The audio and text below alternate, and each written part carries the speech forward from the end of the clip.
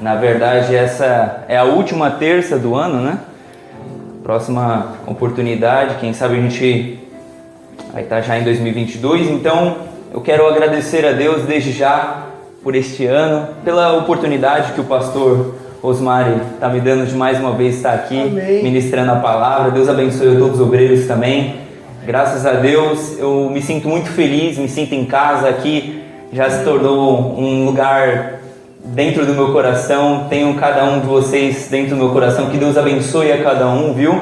Eu quero, bem rapidamente, eu quero agradecer a Deus por esse ano, porque foi um ano, acredito que não só para mim, mas para muitos que aqui estão, de muitos desafios. Um ano de muitas lutas, mas graças a Deus também um ano de muitas vitórias. É verdade. Então que Deus nos abençoe, nos ajude para o ano que está por vir. Meus irmãos, por gentileza, abra suas Bíblias em Hebreus, capítulo de número 12. Carta aos Hebreus. Vamos ler o capítulo 12, versículo de número 1 ao versículo de número 3. E eu peço que, assim que os irmãos abrirem, mantenham a Bíblia aberta para que a gente venha acompanhar a exposição do texto, amém? Hebreus, capítulo de número 12, versículo de número 1.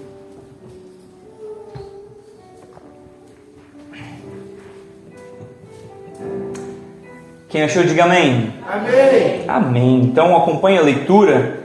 Na minha versão está da seguinte forma: portanto, nós também, pois que estamos rodeados de uma tão grande nuvem de testemunhas, deixemos todo o embaraço e o pecado que tão de perto nos rodeia, e corramos com paciência, com perseverança, a carreira que nos está proposta, olhando para Jesus, autor e consumador da fé, o qual, pelo gozo que lhe estava proposto, suportou a cruz, desprezando a afronta, e assentou-se à destra do trono de Deus. Verso 3: Considerai, pois, aquele que suportou tais contradições dos pecadores contra si mesmo, para que não enfraqueçais, desfalecendo em vossos ânimos. Amém? Então eu peço por gentileza que os irmãos mantenham a Bíblia aberta. Eu entendo que a partir ali do ano de 2020 a gente vem enfrentando crises jamais vistas na humanidade. Físicas, emocionais, mentais, psicológicas e também espirituais. Eu entendo que essa crise ninguém esperava, e por ser uma crise imprevisível e inesperada, a gente teve que dar o nosso jeito. A gente teve que se adaptar às circunstâncias. No meio da crise imposta sobre nós, muitos não conseguiram acompanhar cultos online. Muitos não conseguiram orar em casa, ler a Bíblia, e muitos simplesmente abandonaram a fé. Simplesmente abdicaram de continuar a sua caminhada cristã, a sua corrida que lhe estava proposta. Infelizmente, vivemos num tempo de apostasia, num tempo em que simplesmente as pessoas não têm mais força de buscar a Deus, não têm mais força de continuar. E se você notar, a realidade de hoje é a mesma da época em que o autor aos Hebreus escreveu essa carta. O autor aos Hebreus, ele é um autor desconhecido, nós não sabemos ao certo quem foi o autor. Orígenes, ele chega a dizer que só Deus sabe quem foi o autor desse livro. Mas se você for ver, esse livro é de uma riqueza tão, mas tão elevada, que quando você lê cada verso, cada capítulo, você sente um dos maiores tesouros de conhecimento, de erudição e de sabedoria que Deus deu à humanidade. Eu aconselho, inclusive, que na sua casa você leia atentamente essa carta. Do que essa carta vai tratar? Na época em que o autor escreve, existia dois tipos de perseguição. Por um lado, uma perseguição por parte dos romanos que impunham a adoração a César, ao imperador. E os cristãos eram aqueles que diziam que Jesus é o seu Kyrios, o seu Senhor. Não adoravam o imperador, mas adoravam a Jesus. Só que por um outro lado, nós tínhamos uma perseguição judaica, dos judeus, que pelo fato de entenderem que os cristãos eram uma heresia, uma seita, eles negavam tudo que a gente crê, negavam Jesus, negavam a fé. E muitos cristãos que estavam sendo perseguidos pelo império resolveram voltar atrás, resolveram voltar ao judaísmo. Sabe por quê? O judaísmo era uma religião tolerada. O imperador não gostava, mas tolerava o judaísmo. No entanto, o cristianismo não. E aí, porque o judaísmo era tolerado, alguns pensavam, vamos voltar a Moisés. Porque pelo menos em Moisés a gente não é perseguido. Pelo menos, crendo em Josué, a gente continua crendo em alguma coisa. Eita mistério! Só que o autor aos Hebreus, ele escreve dizendo assim, como é que vocês querem voltar para a sombra se nós já temos a substância? Como vocês querem voltar para o inferior se nós já temos aquele que é superior?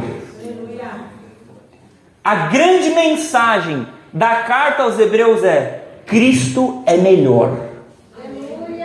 Ele vai mostrar em todos os capítulos que Cristo é melhor. Cristo é superior aos profetas, Cristo é superior aos anjos, Cristo é superior a Josué, Cristo é superior, o seu sacrifício é superior aos dos feitos do Antigo Testamento. Ele realizou um sacrifício num tabernáculo superior. Ele é ministro de uma nova aliança para os seus filhos, de tal forma que Cristo, ele é superior a tudo. Ele é superior ao mundo, ele é superior à antiga aliança, ele é superior a tudo. Ele é melhor.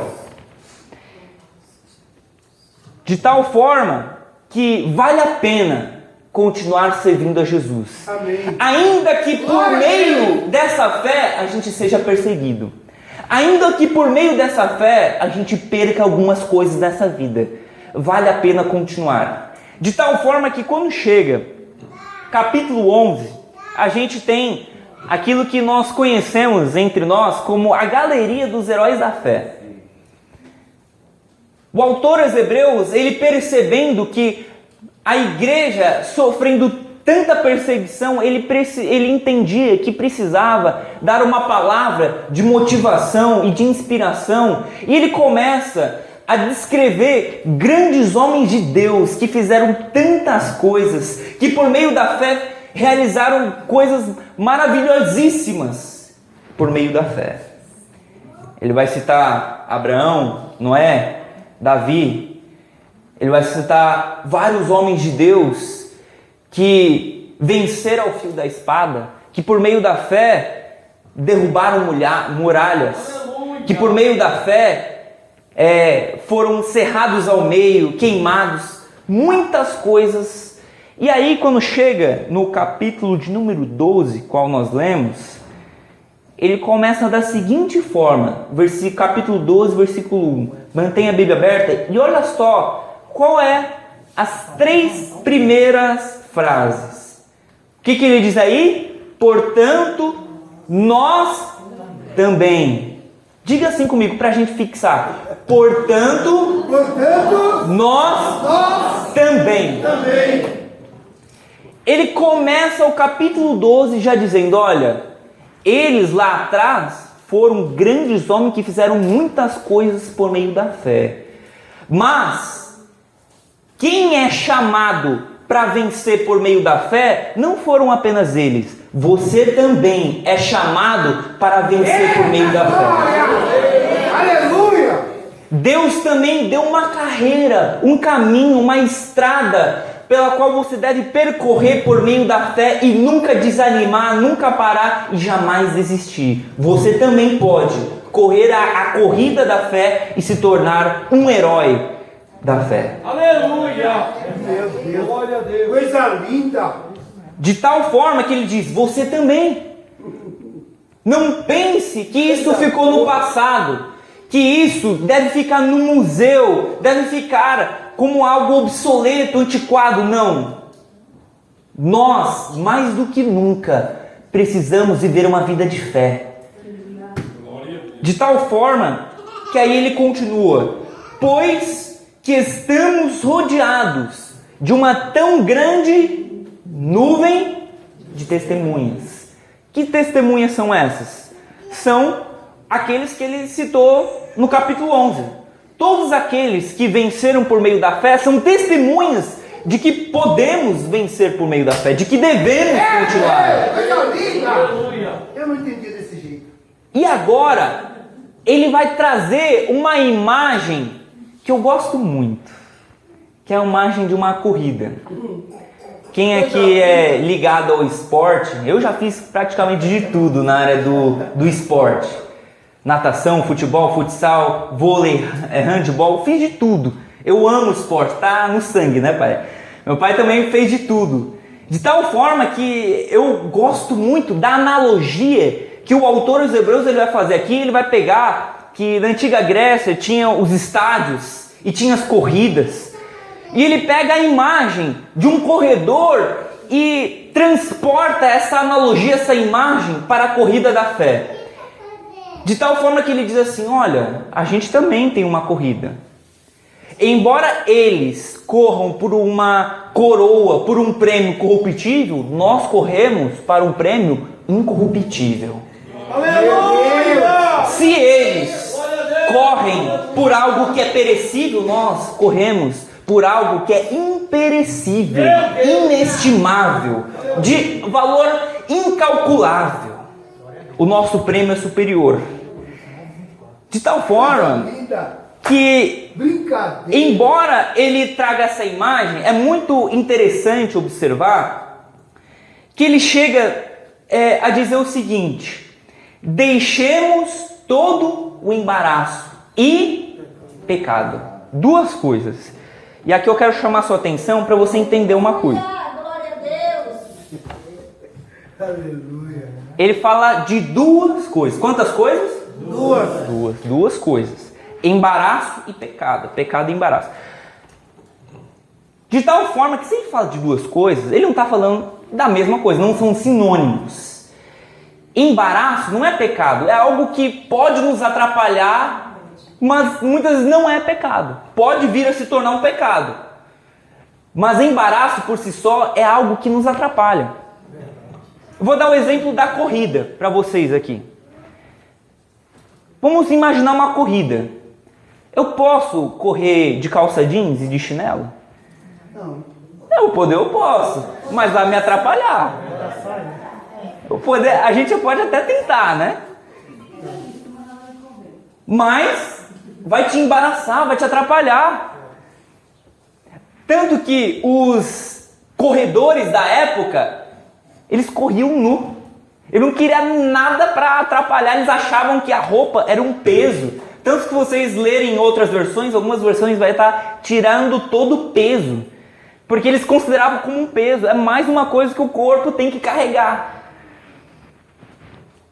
Mas o que o autor ele quer deixar claro é, tem coisas que a gente precisa tirar, porque se a gente não tirar, a gente vai se embaraçar. A gente vai muitas vezes continuar correndo, mas se a gente está com essas coisas, essa mochila,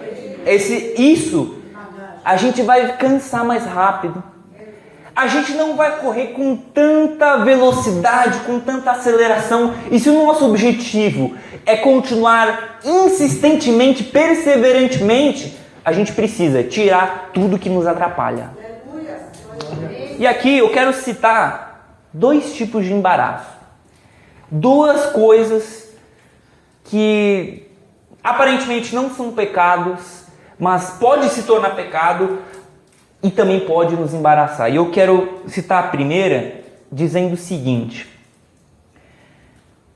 antigamente, quando o diabo ele queria frear os cristãos, queria parar, ele enviava os inimigos para xingar, para bater, para maltratar. Aqui nessa época tinha muita perseguição. Mas só que como ele tem uma missão de roubar, matar e destruir, como ele vem para destruir,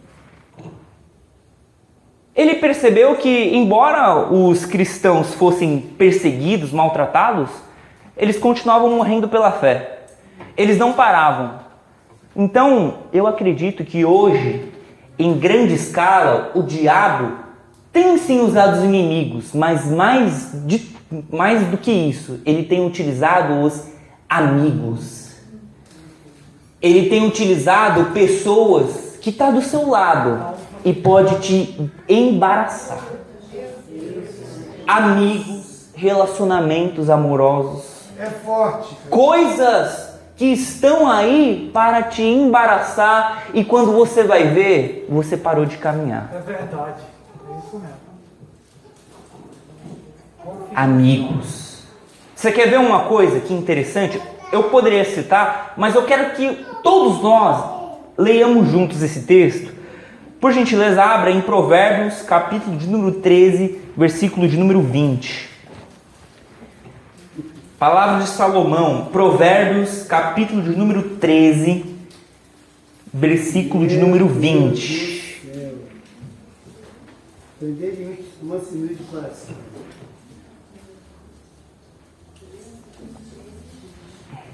Livro de Provérbios, capítulo de número 13, versículo de número 20. Quem pode aí ler aí pra gente? Quem tem essa coragem? Manda. O que anda com os sábios ficará sábio, mas o companheiro dos tolos será destruído. Muito obrigado. Olha só que texto incrível, maravilhoso de Salomão. Ele diz: o que anda com os sábios se tornará sábio, mas o companheiro dos tolos sofrerá o dano, a pena, a aflição. Olha que interessante. Sabe o que esse texto ele está nos dizendo? Que é impossível você passar por um relacionamento sem receber influência dele. É impossível. Ele está dizendo a mesma coisa que a sua avó dizia para você: meu filho, diga-me com quem tu andas que eu te direi.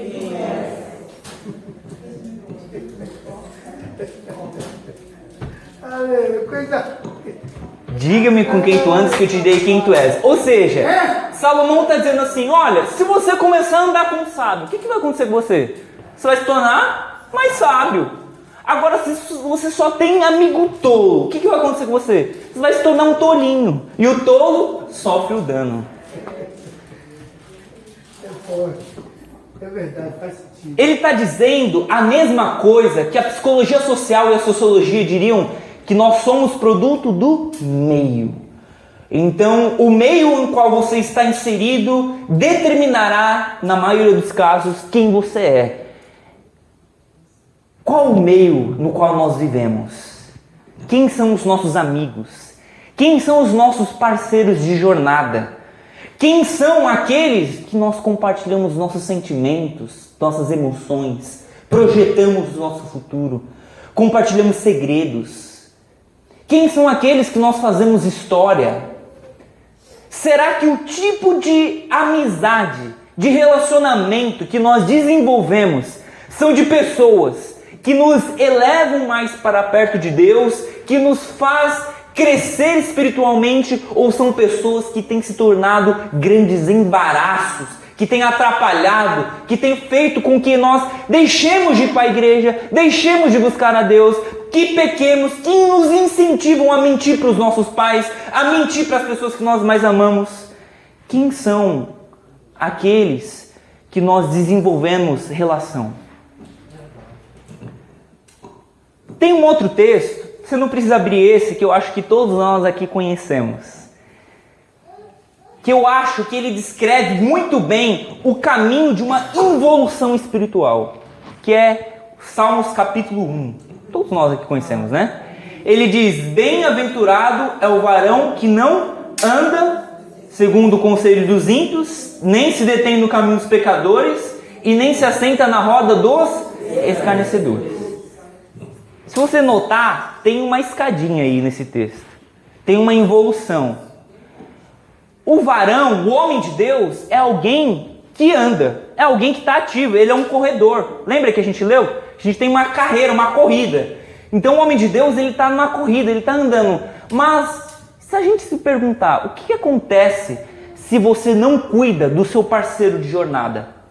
Se você começa a andar com gente errada, ele diz: bem-aventurado é o varão que não anda no caminho dos ímpios, nem se detém. Olha o que vai acontecer com ele.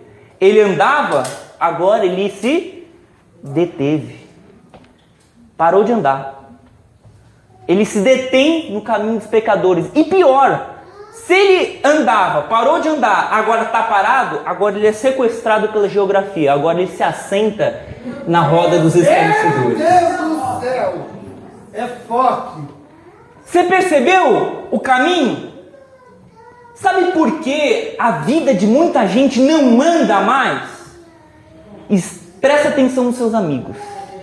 Presta atenção com quem você tem compartilhado a sua vida. Porque tem muita gente que não soma, subtrai. Tem muita gente que não agrega. Tem muita gente que é um embaraço, que está emperrando você de crescer.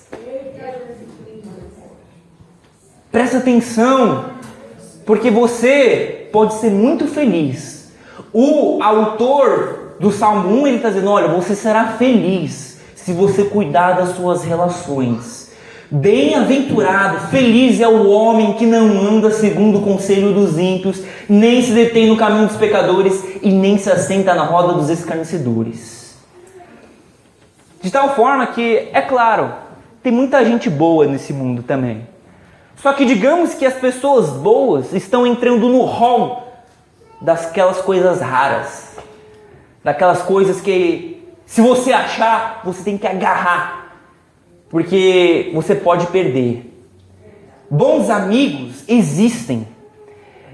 Mas estão difíceis, estão cada vez mais raros. A gente tem muitos amigos nas redes sociais, no Face, no Instagram, a gente tem muita coisa, muitas pessoas, mas quantos são amigos de verdade? Que quando você precisa te dá uma palavra de ânimo, que se alegra com o seu sucesso, mas também chora quando você precisa chorar. Que é o seu ombro amigo, que te estimula, te encoraja, te inspira. Quem são esses? De tal forma que a gente precisa cuidar. Hoje em dia, a gente vive uma grande crise de solidão. Faz com que as pessoas se relacionem errado. Outro ditado que todo mundo conhece: é melhor sozinho do que...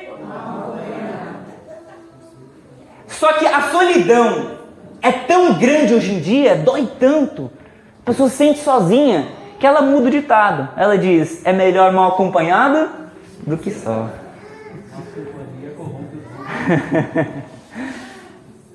É melhor eu ter alguém do que estar aqui comigo mesmo.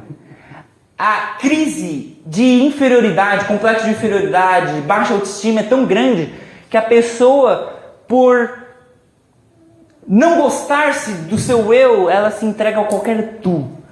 Ela se relaciona com qualquer pessoa. Isso faz com que ela deforme em sua espiritualidade.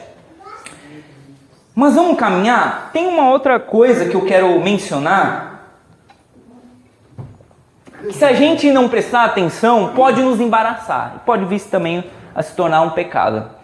que é o dinheiro. Por si só, o dinheiro não é pecado você ter.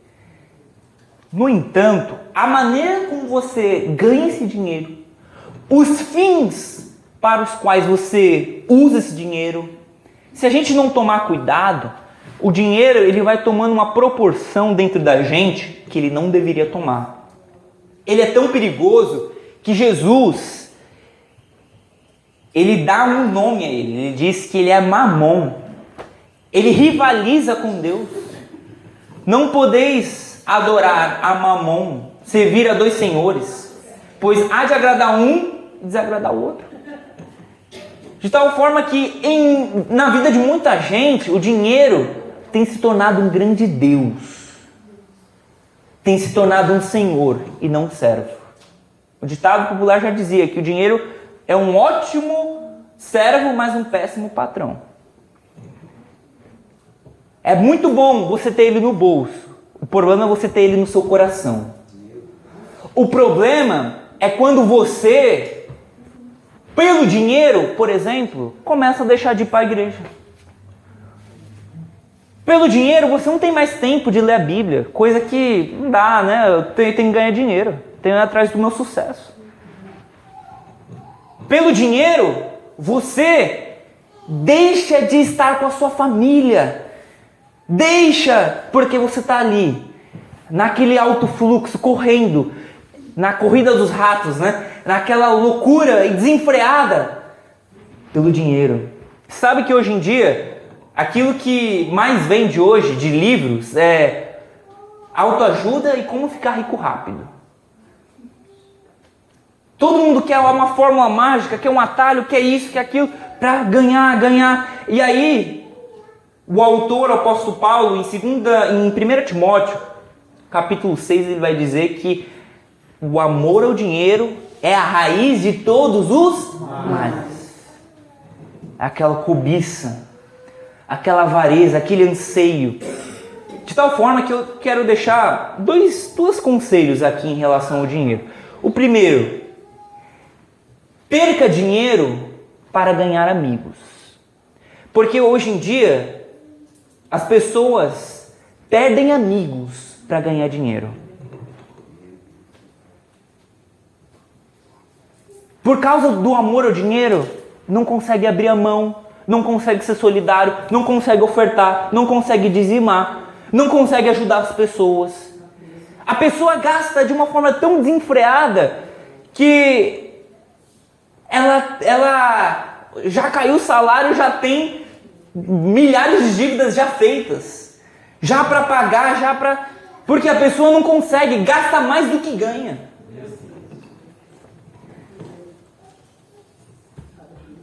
Outro conselho: perca dinheiro para ganhar saúde. A sua saúde não vale o seu dinheiro. Presta atenção na maneira em que você tem gastado, investido, para que no afã de querer ganhar muito, você não leve a sua saúde também. E aí vem o estresse, problemas somáticos, vem aquela ansiedade que a gente está acostumado.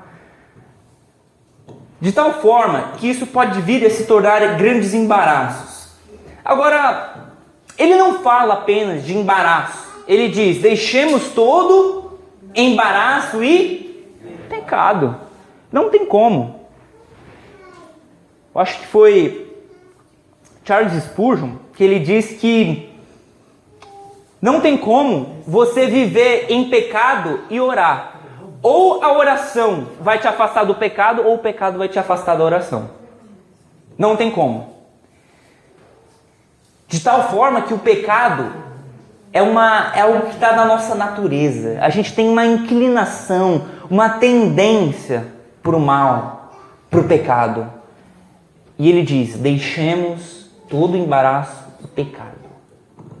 Pecado.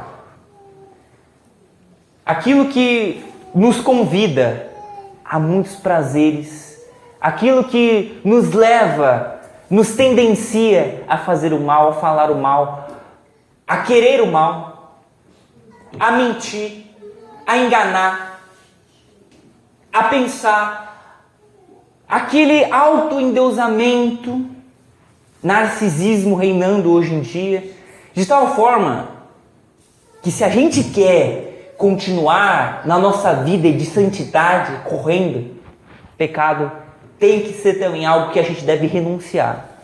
Não estou dizendo que é fácil. Santidade não é uma coisa fácil, mas também não é para ser fácil. Jesus ele diz, a quem quiser seguir após mim, sobretudo, negue-se a si mesmo. Tome a sua cruz e siga-me. É preciso negarmos a nós mesmos. Agora, esse texto, ele caminha de uma forma brilhante, de uma forma linda, que ele diz assim, olha, deixemos por um lado a carreira, o pecado, o embaraço, e corramos com paciência, com perseverança, a carreira que nos está proposta. Eu acredito que esse ano ele foi marcado de grandes perdas, de coisas que nos fizeram nos lentificarmos, né? Nos atrapalhar, nos enfraquecer, coisas que nos desestimularam. Mas é nesse momento que nós mostramos resiliência. É nesses momentos que a gente mostra o que é correr com perseverança. Porque a gente está atrás de um alvo, a gente está atrás de um prêmio. Embora muitas marcas ficaram no nosso caminho, muitas pedras, a gente tem que aprender com o passado, mas não deixar que ele nos influencie a ponto de impedir a gente continuar correndo em busca do futuro com o Mestre. De tal forma que o apóstolo Paulo, também citando algo parecido em Filipenses 3, 13 e 14, ele diz, irmãos, não julgo já ter ouvido alcançado, mas uma coisa faço, e é que, esquecendo-me das coisas que para trás ficam e avançando para as que estão diante de mim, prossigo para o alvo, pelo prêmio da soberana vocação de Deus em Cristo Jesus nosso Senhor. Glória a Deus. De tal forma que ele agora, no versículo 2, ele vai dizer uma coisa brilhante, maravilhosa, que ele diz assim, olhando para Jesus, o autor e consumador da nossa fé. É como se ele estivesse dizendo o seguinte, olha, é muito interessante que a gente venha aprender com os grandes heróis da fé, mas o maior herói da fé, aquele que não apenas venceu por meio da fé, mas é o nosso autor e consumador da fé, é para ele que a gente deve olhar. É por meio dele que a gente deve correr. Ele está nos esperando no final dessa jornada, do nosso destino.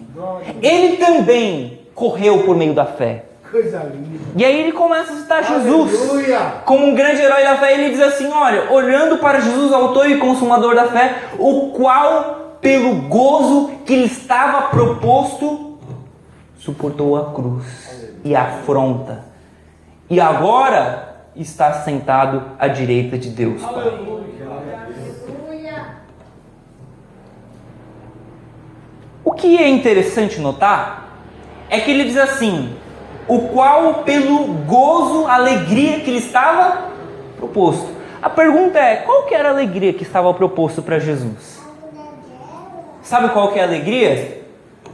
Você. Sabe o que fez Jesus não desanimar? O que fez Jesus continuar e suportar a cruz? Ser bordoado, maltratado, cuspido. Sabe por quê? Sabe o que fez ele continuar independente de tudo? É porque quando ele estava naquela cruz, ele estava pensando em você. Aleluia! Ele estava pensando na Amanda, ele estava pensando na Thalita, ele estava pensando no Rosildo, ele estava pensando na Edna, ele estava pensando no Osmar, ele estava pensando em mim, em você. Aleluia. Vai valer a pena eu suportar a cruz?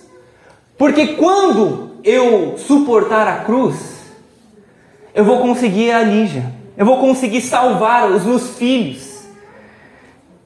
De tal forma que essa é a descrição. Se você ler Isaías capítulo de número 53, ele vai dizer, um dos textos mais belos, se você leia, ele diz a partir do versículo 4, pois ele tomou sobre si as nossas enfermidades, as nossas dores, e levou sobre si, e nós o reputávamos por aflito, ferido de Deus e oprimido, mas ele foi transpassado pelas nossas transgressões e moído pelas nossas iniquidades. O castigo que nos traz a paz estava sobre ele, e sobre as suas pisaduras nós somos sarados. Glória a Deus!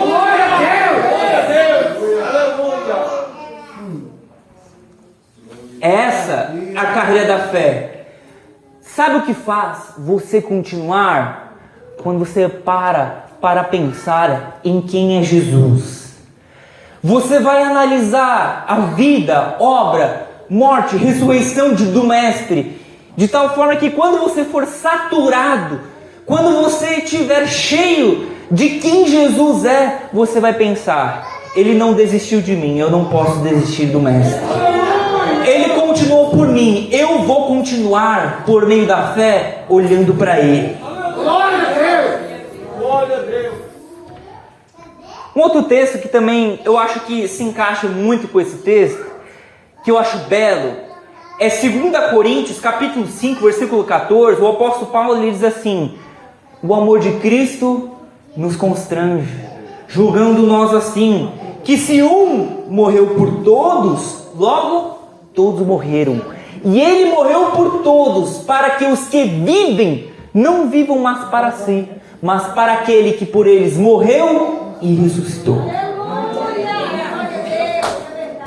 Coisa linda! É por isso que o autor aos Hebreus ele diz, versículo 3, considerai, pensem naquele que sofreu tais afrontas dos pecadores. Considera, para pensar. Você que está aqui, quem sabe, está desanimado, enfraquecido, pensando em desistir, dificilmente vem à igreja, que está com durezas para continuar. Para pensar em quem foi Jesus. Para pensar no que ele sofreu, no que ele passou, nas grandes lutas, nas grandes aflições, porque ele estava pensando em mim e em você.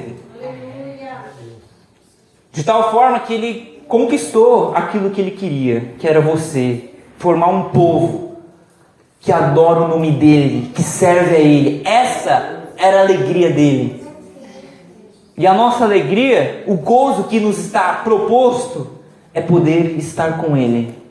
Que assim como ele está à destra do trono do Pai, nós, juntamente com ele, também estaremos à destra do trono de Deus. Glória a Deus! Que no ano de 2022, se Deus nos permitir vivermos, que você pare para pensar sobre Jesus. Faça um propósito de quem sabe ler a Bíblia em 2022, quem ainda não leu a Bíblia toda. Faça um propósito de meditar nas Escrituras, de correr com mais velocidade na corrida da fé. Quem sabe você também será necessário perder gente, perder amizades, perder pessoas, que hoje em dia ganha quem sabe perder e perder gente. Aprendi com o Neil Barreto, ele diz que quem não aprende a perder gente acabará sendo roubado de si mesmo por essa mesma gente. Deixa aí. Deixa aí. Coisa linda! Por quê? Vai te embaraçar. Jesus, é verdade. Ele também diz, esteja com todos, seja com alguns. Você só vai conviver com alguns. Viver com alguns. Aprenda a manejar bem o dinheiro e utilizar para fins proveitosos. E que, quem sabe, Deus nos permita viver um ano cheio do Espírito Santo. Um ano em que a gente viva correndo, olhando para o Mestre. Que a sua meta, a sua vida seja saturada, cheia de Jesus. Leia os evangelhos, leia, aprenda com Jesus, porque Ele é seu mestre, Ele é seu guia, o seu norte. Amém? Que Deus em Cristo abençoe. Eu agradeço a oportunidade em nome do Senhor Jesus Cristo. Amém? Que maravilha!